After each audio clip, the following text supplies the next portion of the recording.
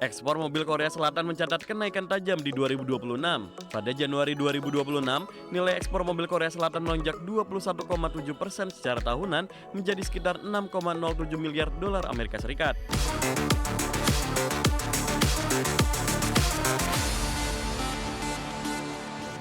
Terima kasih Anda masih bersama kami. Pemirsa, ekspor mobil Korea Selatan mencatat kenaikan tajam di awal tahun 2026. Ya, peningkatan ini didorong kuatnya permintaan global terhadap kendaraan ramah lingkungan dan model baru dari produsen otomotif Korsel.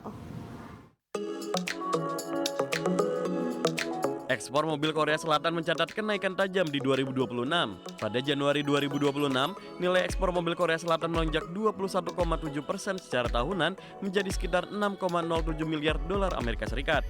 Angka ini menunjukkan permintaan global terhadap mobil Korea Selatan masih kuat di tengah persaingan industri otomotif dunia. Kenaikan ekspor terutama didorong penjualan kendaraan ramah lingkungan. Ekspor sedan berteknologi hijau melonjak hingga 48,5% dan memberi kontribusi besar terhadap total pengiriman. Pengiriman mobil ke Amerika Serikat naik hampir 20%, menjadikan negara tersebut salah satu tujuan utama ekspor otomotif Korea Selatan saat ini. Di tengah kenaikan global, ekspor ke pasar Asia justru turun lebih dari 30%, menunjukkan perubahan pola permintaan dan persaingan yang semakin ketat di kawasan tersebut. Jumlah kendaraan yang diekspor mencapai lebih dari 246.000 unit atau naik lebih dari 23% dibanding tahun sebelumnya.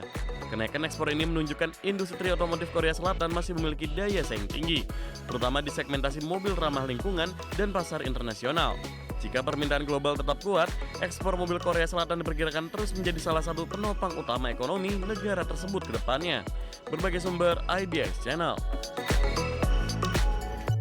Perusahaan semikonduktor Microchip bersama produsen otomotif Hyundai mengembangkan teknologi jaringan baru 10Base T1S untuk kendaraan.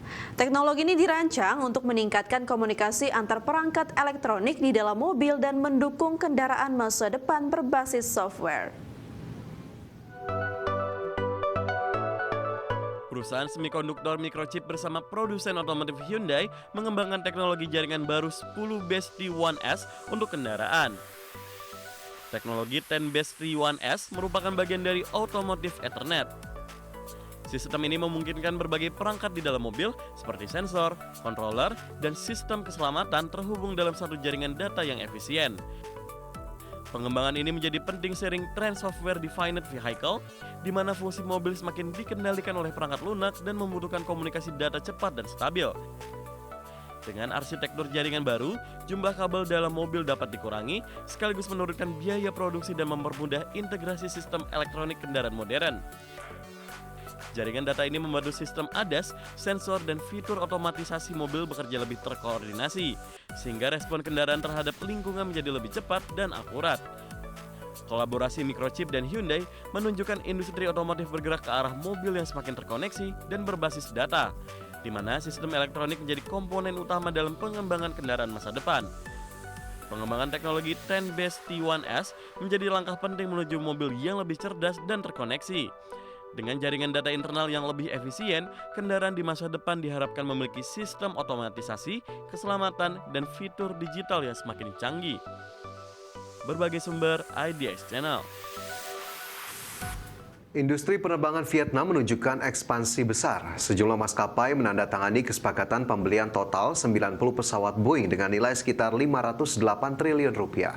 Langkah ini menjadi bagian strategi memperkuat armada dan mengantisipasi lonjakan permintaan penumpang di masa depan.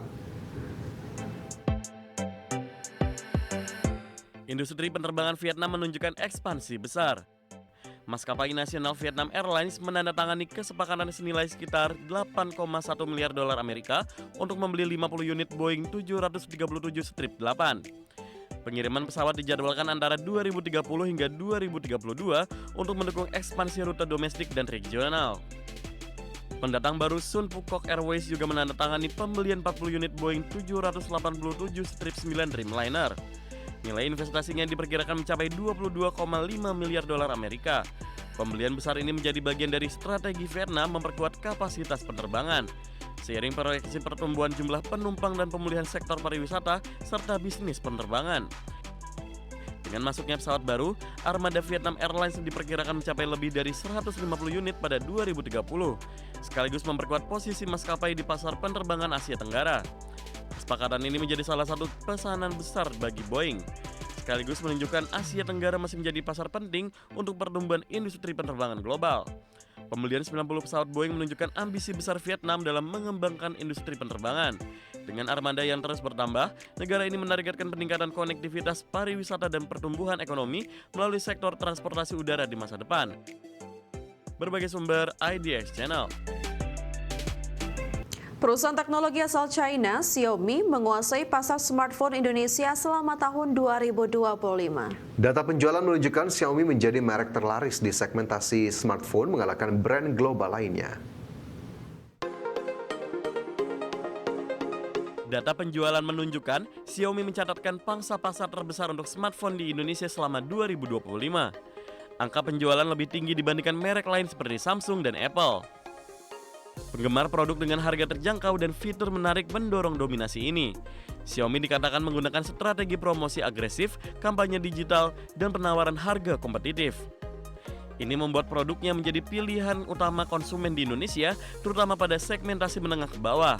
Keberhasilan Xiaomi juga dipengaruhi kebiasaan pengguna Indonesia yang menyukai smartphone dengan nilai lebih baik antara fitur dan harga. Hal ini menjadi keunggulan saing produk di pasar lokal. Varian smartphone Xiaomi dengan layar besar, kamera tinggi, dan baterai awet menjadi favorit pengguna, menunjang dominasi di segmentasi yang paling laris. Industri smartphone di Indonesia terus menunjukkan perubahan dinamis dengan pangsa pasar bergerak sesuai preferensi konsumen terhadap harga, fitur, dan brand. Xiaomi saat ini memimpin tren tersebut. Dominasi Xiaomi selama 2025 menunjukkan bahwa smartphone dengan kombinasi fitur menarik dan harga kompetitif masih menjadi favorit pasar Indonesia. Kedepannya, persaingan di pasar smartphone diprediksi akan semakin ketat dengan masuknya lebih banyak varian dari berbagai brand global dan lokal. Berbagai sumber IDX Channel. Kembali bersama kami pemirsa, produsen makanan minuman olahan Nestle berencana melepas segmen usaha es krim kepada Froneri. Rencana pelepasan tersebut sejalan dengan fokus Nestle pada segmen usaha non-es krim. Raksasa produsen makanan dan minuman olahan asal Swiss, Nestle, tengah menjajaki pelepasan unit usaha bisnis es krim. Rencana tersebut menjadi bagian dari strategi perampingan perusahaan yang digagas CEO Nestle, Philippe Navratil. Produsen bumbu masak Maggi dan kopi Nescafe tersebut menyatakan sedang dalam pembicaraan lanjutan untuk melepas bisnis es krim di Asia, Kanada, dan sebagian Amerika Latin kepada Froneri, yang merupakan perusahaan pemilik merek Häagen-Dazs. Froneri merupakan perusahaan patungan yang didirikan Nestle bersama firma investasi asal Eropa, Pai Partners. Nestle saat ini memegang 50% saham di Froneri yang pada Oktober tahun lalu memiliki valuasi sekitar 15 miliar euro. Nilai valuasi tersebut tercapai setelah investasi dari Goldman Sachs dan lembaga investasi milik pemerintah Abu Dhabi yakni Abu Dhabi Investment Authority. Kedepan, Nestle berencana memusatkan perhatian pada segmen bisnis kopi, makanan hewan peliharaan, nutrisi, serta makanan ringan. Strategi ini sejalan dengan kinerja kuartal 4 2025 yang mencatat pertumbuhan penjualan melampaui ekspektasi pasar. Berbagai sumber IDX Channel.